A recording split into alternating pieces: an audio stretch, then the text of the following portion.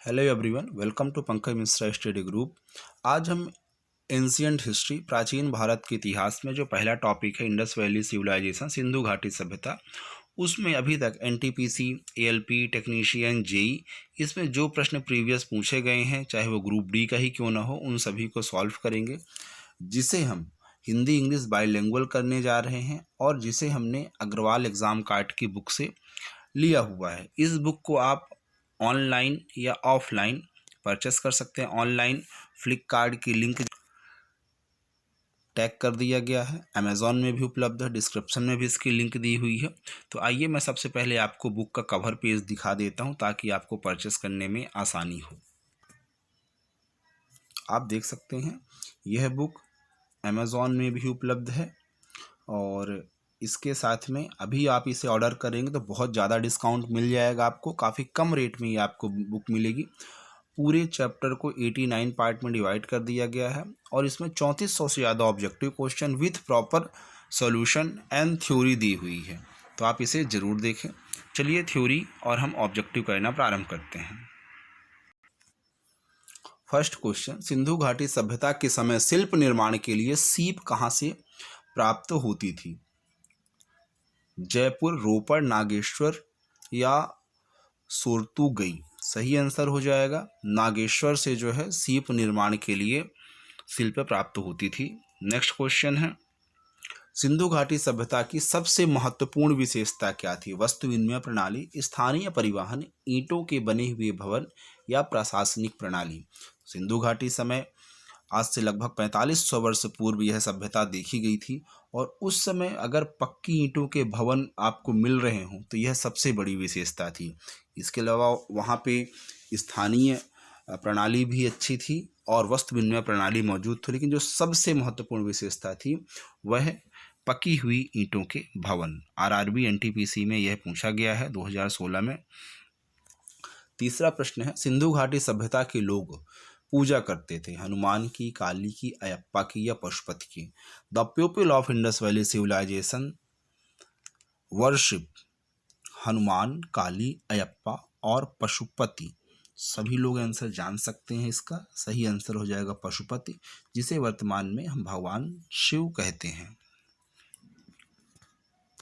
चौथा प्रश्न है, बृहदारण्यक, मुंडक और तैत्तिरीय निम्नलिखित में से किस श्रेणी के धार्मिक ग्रंथों के उदाहरण है? पुराण, महाकाव्य, उपनिषद या जातक? सो राइट आंसर इज उपनिषद। यह एक प्रकार के उपनिषद हैं। ठीक है, नेक्स्ट क्वेश्चन देखिए, इनमें उन्हीं प्रश्नों का संग्रहण किया गया है जो कि एग्जाम में आए हुए हैं। चारों वेदों में से किस वेद को यज्ञ सूत्रों के देव? ध्यान रखिए, अच्छे से प्रश्न पढ़ते हैं। चारों वेदों में से किस वेद को यज्ञ सूत्रों के वेद के रूप में जाना जाता है, जिसमें सामान्य उद्देश्य के लिए इच्छित छंदों के साथ साथ विभिन्न संस्कारों के लिए अपनाए जाने वाले गद्य सूत्र भी शामिल हैं? सामवेद, अथर्ववेद, यजुर्वेद या ऋग्वेद? सही आंसर हो जाएगा ऑप्शन सी, यजुर्वेद। तो यजुर्वेद को यज्ञ सूत्रों के वेद के नाम से जाना जाता है। नेक्स्ट प्रश्न है, ऐतरेय उपनिषद के ऐतरेय आरण्यक की दूसरी पुस्तक के चौथे, पांचवें और छठे अध्याय से संबंधित है और इसे सबसे पुराना उपनिषद माना जाता है? ऋग्वेद, सामवेद, यजुर्वेद या अथर्ववेद? क्या हो जाएगा? अथर्ववेद। अर्थात ऐतरेय उपनिषद अथर्ववेद के ऐतरेय आरण्यक की दूसरी पुस्तक के चौथे, पांचवें और छठे अध्याय से संबंधित है और इसे सबसे पुराना उपनिषद माना जाता है। तो इसका संबंध किससे था? अथर्ववेद से। नेक्स्ट, महाराष्ट्र के अजंता की गुफाओं की पेंटिंग और मूर्तियां निम्नलिखित में से किसकी कहानियां को दर्शाती हैं? हमें याद रखना चाहिए कि अजंता की गुफाएं कहाँ पे है? महाराष्ट्र में है, जो कि गुप्ता टाइम पीरियड के समय बनी थी। और इसमें किन की कहानियों को दर्शाया गया? मराठा, बौद्ध, अरबी या इस्लामी? काफ़ी आसान है, ऑप्शन से तो और ज़्यादा आसान हो जाएगा, बौद्ध, क्योंकि उस समय मराठा तो कोई इसमें वो ही नामो निशान ही नहीं था जब इन गुफाओं को बनाया गया था। नेक्स्ट, सिंधु घाटी सभ्यता है ताम्र युग सभ्यता, लौह युगीन सभ्यता, अच्छ युगीन सभ्यता या कांस्य युगीन सभ्यता। सिंधु घाटी सभ्यता जो है वह कांस्य युगीन सभ्यता है। ठीक, आपको क्वेश्चन कैसे लग रहे हैं कमेंट में जरूर बताइएगा और लाइक करें। क्वेश्चन नंबर 9 है, जैनियों की सार्वभौम प्रार्थना नवकार मंत्र में नमो अरिहंताय का शाब्दिक अर्थ क्या है? मैं सभी आध्यात्मिक गुरुओं या दिव्य शिक्षकों को नमन करता हूँ। मैं सभी गुरुओं का नमन करता हूँ। मैं उन सभी आत्माओं का नमन करता हूँ जो अपने सभी गति कर्मों से मुक्त हो गई हैं। मैं सभी पूर्ण मुक्त आत्माओं को नमन करता हूँ। इसका सही आंसर हो जाएगा ऑप्शन नंबर सी, मैं उन सभी आत्माओं को नमन करता हूँ जो अपने सभी गति कर्मों से मुक्त हो चुकी हैं।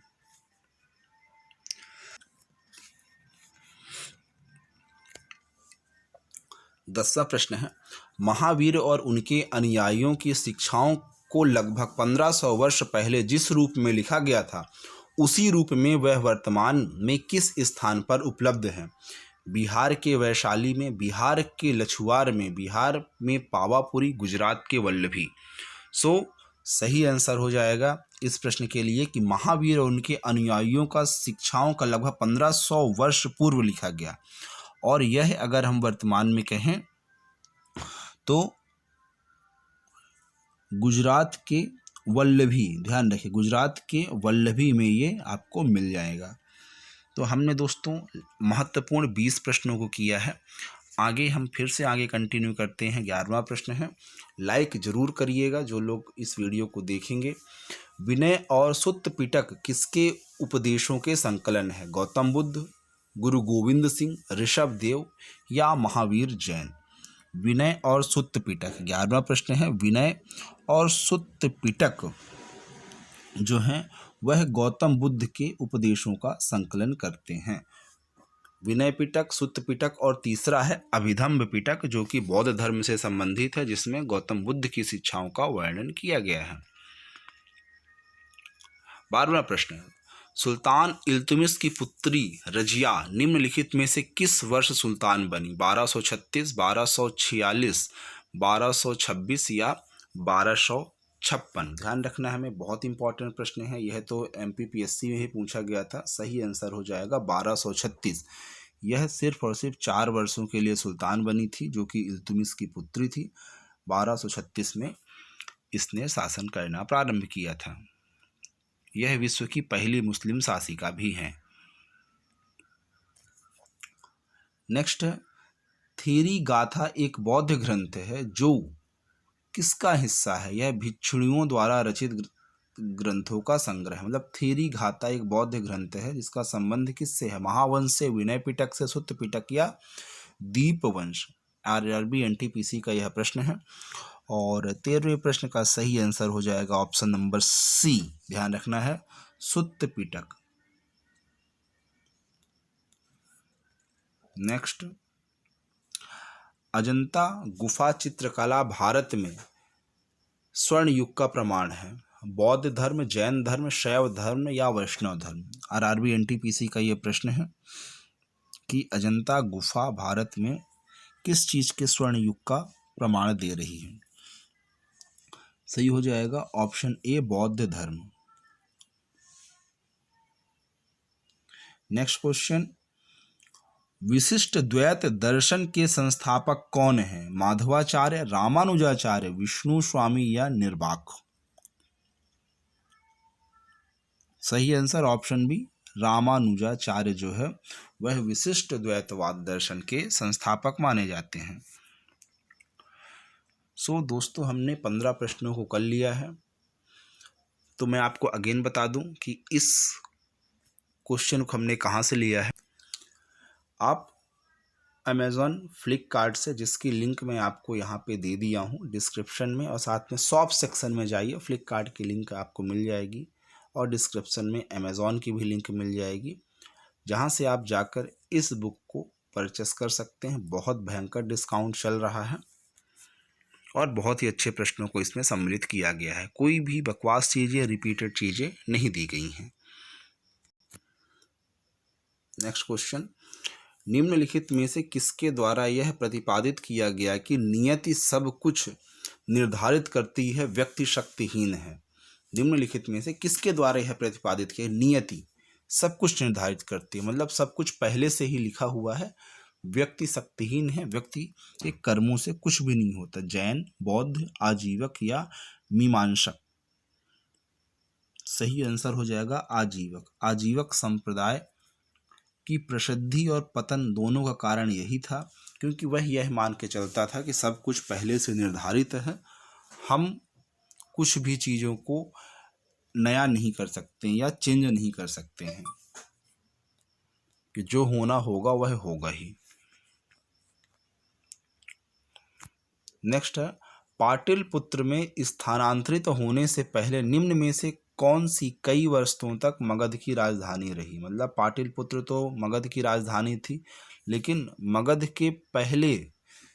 पाटलिपुत्र के पहले मगध की राजधानी कौन थी? नालंदा, पटना, राजगृह या गया? तो सही आंसर हो जाएगा Rajgriha, option number C. Next, 16 महाजनपदों के संदर्भ में निम्नलिखित में से कौन सा राजधानी शहर नहीं था? अवंती, श्रावस्ती, उज्जैन या कौशाम्बी? 16 महाजनपदों के संबंध में कौन सा राजधानी शहर नहीं था? सो आंसर हो जाएगा आपका अवंती। अवंती खुद में एक महाजनपद था जिसकी राजधानी उज्जैन और महिष्मती थी। ओके, नेक्स्ट, मौर्य प्रशासन में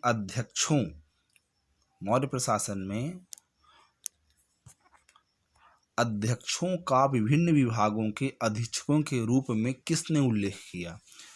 स्ट्रैबो, कौटिल्य, मेगास्थनीज या प्लिनी? सही आंसर होगा ऑप्शन बी, कौटिल्य। नेक्स्ट,